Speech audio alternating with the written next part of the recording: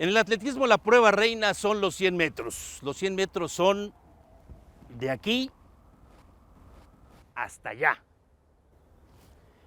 Si usted o yo decidimos caminar 100 metros es un poco menos que el largo de una cancha de fútbol profesional, que llegan hasta 120 metros. Lo haremos entre 40 y 60 segundos a un buen paso. Un atleta amateur, un atleta que hace el ejercicio solo por hacerlo, los hará aproximadamente, hay quien los hace en 15 segundos. Un atleta de nivel panamericano lo hará entre los 10 y cachito hasta los 11, por ahí estará. La élite de los velocistas profesionales lo hacen en menos de 10 segundos. Son los consentidos, son los herederos del hijo del viento, son los verdaderos millonarios del deporte y son los más cuestionados. ¿Le parece? Vamos a caminarlos. Ben Johnson había calificado, estamos hablando de los Olímpicos de 84, muy discretamente a la final de estos Juegos Olímpicos, a los que no acudió, por cierto, la Europa entonces socialista, detrás de la cortina de hierro, el boicot de la Unión Soviética. Los mismos que en el mundo esperaban las 4 medallas de Carl Lewis. Carl Lewis, recordaron, el atleta más completo. Y en Los Ángeles 84 iba por los 100 metros, por los 200, por el 4 por 100 y por el salto largo. La versatilidad era lo suyo. También la arrogancia. En la gran final, todos los ojos puestos en Carl Lewis.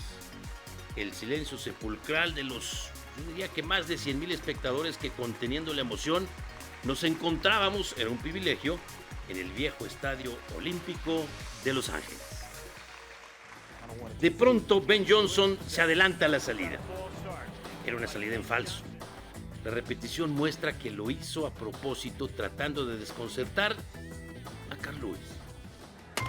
Al disparo final, Carl Lewis sale un poco lento. Esa era su costumbre, ese era su estilo. Sam Grady, su compatriota, toma la delantera hasta los 80 metros. Grady dice que sintió que la medalla era suya. Cerró más fuerte, solo que, también confiesa, con el rabo del ojo comenzó a ver que Carl Lewis venía cerrando como un ciclón. Era imposible superarlo. Solo lo vi pasar, dijo Sam Grady. Carl Lewis obtenía el primero de sus 4 oros olímpicos de aquellos Juegos Los Ángeles 84. Sam Grady lo sigue, lo alcanza, lo felicita, al igual que el resto del grupo, excepto el medalla de bronce, el canadiense Ben Johnson. Johnson se prepara entonces frenéticamente. Entrena muchas horas, de muchos días, de muchas semanas. Su objetivo es solo uno: convertirse en el hombre más rápido del planeta. Derribar a Carl Lewis de su trono. Finalmente llega el Mundial de Roma 1987. Ben Johnson ha registrado los mejores tiempos por debajo de los 10 segundos en los últimos meses. El físico de Ben Johnson es impresionante. Absolutamente transformado. Descomunal. Un atleta impresionante, insisto, por los 4 costados. La musculatura es mucho mayor, bien marcada. Ni un gramo de grasa. En la final de Roma, Ben Johnson arranca con tal fuerza que casi pierde el equilibrio. Se repone y a los 10 metros alcanza a Lewis, que, como hemos comentado, siempre arrancaba flojo. Pero lo rebasa y se va solo hasta la meta. El tiempo es impresionante, 9:83. Es un nuevo récord del mundo por 1/10 de segundo. Finalmente el título, la gloria y los grandes contratos están de su lado. Pero faltaban los Juegos Olímpicos de Seúl 88.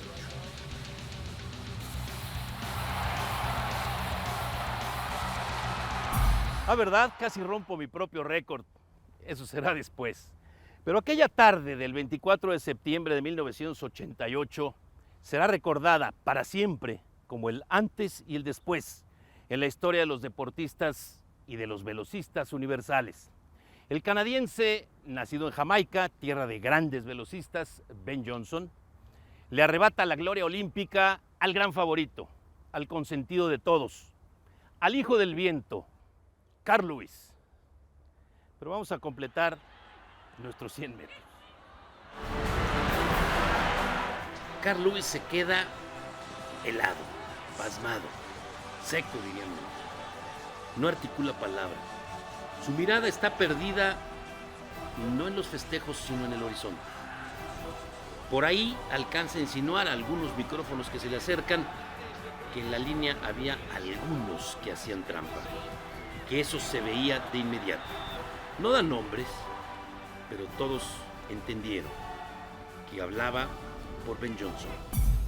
Nosotros ya completamos nuestros 100 metros, ellos lo harían con otra perspectiva. Quienes estábamos en el estadio aquella tarde, sobre todo en la Torre de Babel, que es la zona de prensa, sabíamos que venía algo grande, silencio sepulcral. Carl Lewis arrancaría en el carril 3, dicen que es el de los ganadores. Langford Christie estaría en el 5. Ben Johnson lo haría en el 6. El canadiense arranca a su estilo, comiéndose la pista desde el momento del arranque, tenía mucha potencia. Carl Lewis, el hijo del viento, lo haría a su manera. Faltando 20 metros, Carl Lewis se da cuenta que la distancia es la misma. Y es entonces, lo confesaría después, cuando el hijo del viento se da cuenta que la gloria se le va como agua entre las manos.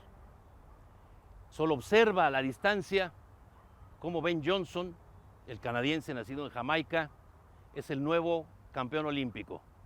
La medalla de oro y algo peor para Carl Lewis, el nuevo récord olímpico y mundial para el nuevo rey de los velocistas, Ben Johnson. Carl Lewis quería saltar frente a Ben Johnson en esos momentos y decirle todo, absolutamente todo lo que sabía, lo que sentía, pero no lo podía comprobar. Sus trampas, su doping, esos secretos a voces, esas voces que además iban más allá de los rumores. Y sin embargo, en el momento en que él pudo hablar, recordó a su padre fallecido hacía un año. Las palabras de su padre eran implacables. Dignidad, hijo, le había dicho siempre. Dignidad.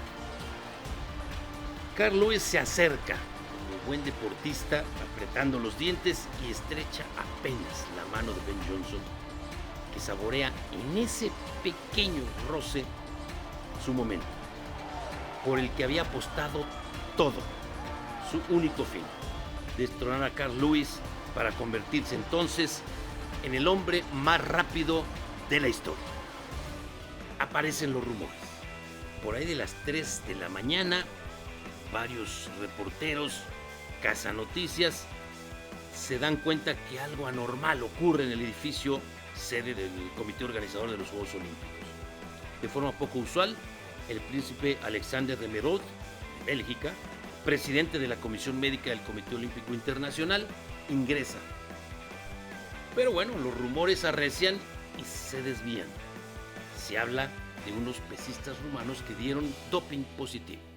A las 2 de la mañana del día siguiente, el lunes 27 de agosto, de forma discreta, de Merode se reúne con la comisión médica, compara los resultados de las dos pruebas, la A y la B, que abre, como marca el reglamento, en presencia del jefe de misión de Canadá, Andy Letharren. Y ya no hay dudas, Ben Johnson da positivo. El Comité Olímpico Internacional dará su informe unas horas después, a las 10 de la mañana. Yo estaba en la sala de conferencias aquella mañana esperando las 10 de la mañana, asignado por esta empresa. El ambiente ya no era de rumores. El ambiente se cortaba con un cuchillo. Se hablaba de un figurón que finalmente sería descalificado. Se decía que el Comité Olímpico Internacional finalmente se metería con los intocables, con las grandes figuras. Al mismo tiempo, Andy Letharren, la jefa de misión del Canadá, en forma discreta y en otra sala, se había reunido con Ben Johnson, en privado, con discreción. Ella comentó años después que le dio un abrazo al atleta. Decía que su mirada estaba perdida y los ojos de fondo amarillo. Y le dijo, palabras más, palabras menos, Ben, de todas maneras te queremos, pero me tienes que dar la medalla. Finalmente, eres culpable. la noticia de la descalificación de Ben Johnson se esparce como reguero de pólvora por todos lados. Al mismo tiempo que esto ocurría, el avión en que Johnson viajaría sale rumbo a Canadá. Algunos periodistas lo acompañan, cadenas de televisión, revistas, le pagan un dinero, muy bueno por cierto, para que platique su historia exclusiva ya a bordo del avión. Al principio Johnson se defiende. Su entrenador y mentor Charlie Francis acusa al equipo de Carl Lewis de manipular las pruebas. Imagínese usted ante el Comité Olímpico, me recuerda aquello de Maradona. Sin embargo, en una medida de alta dignidad, el gobierno del Canadá abre directamente una investigación y un juicio público al atleta o a los atletas canadienses sospechosos. Y no le queda más remedio a Francis y a Ben Johnson de confesarse culpables de medicarse con esteroides desde 1981, es decir, desde 8 años antes. ¿En dónde estuvo el error, pues? Dicen que lo medicaron 26 días antes de los Olímpicos, pero que si lo hubieran hecho 3 días antes, es decir, 29 o 30 días, quizá la prueba no hubiera dado positivo porque las sustancias que las enmascaraban entonces habrían sido más efectivas. Hoy esto no podría suceder por la sofisticación de los laboratorios. La Federación Internacional de Atletismo le retiró incluso su título de Roma 87. Johnson protesta sin resultados. 2 años después regresa disminuido físicamente. Califica, pero es eliminado en semifinales en Barcelona 92, en donde Lanford Christie se corona. Carl Lewis compite solo por una medalla en salto largo y reserva el 4% porque cuando las eliminatorias norteamericanas tenía una enorme gripe. Y bien, salimos del óvalo mítico de los 400 metros. A partir de entonces, de aquella tarde, de aquel suceso, de aquella situación triste, lamentable, los velocistas, los de la élite, los de la prueba reina, los ganadores, serían siempre cuestionados, una y otra vez después de sus triunfos. El actual rey de los velocistas, el enorme Usain Bolt, enorme en todos sentidos, insiste una y otra vez que él está limpio, solamente entrena en Jamaica. Es su sitio, es su casa y lo arropan. Millonario y se lo merece, signo de los tiempos. Estoy limpio, estoy limpio, estoy limpio. Es el hombre más rápido que ha corrido sobre la faz de la tierra. Usain Bolt, el jamaicano. Y sin embargo, él carga con todas esas losas que se les aventaron encima a todos ellos desde Seúl 88. El día en que el movimiento olímpico perdió su inocencia.